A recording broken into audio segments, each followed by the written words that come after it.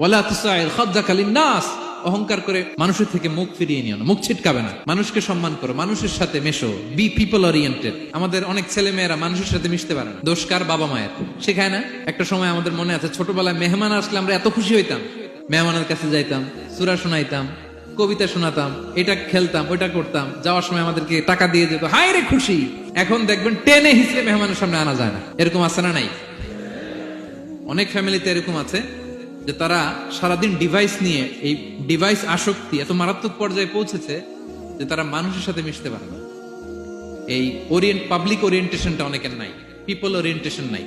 অনেক ছোট বাচ্চা, মেহমান আসছে, তুমি একটু আসো, সালাম দাও, বসো, আসতে চায় না, বসতে চায় না, কারণ ওরা শিখানো হয় না। সারাদিন দিয়ে রাখছে কি হাতে? মোবাইল। এই জন্য ছোটবেলা থেকে আমরা যেন সামাজিক বানাই, বাচ্চাকে যেন শেখাই, বাবা মুরব্বীকে দেখলে সালাম দিতে হবে। কি করতে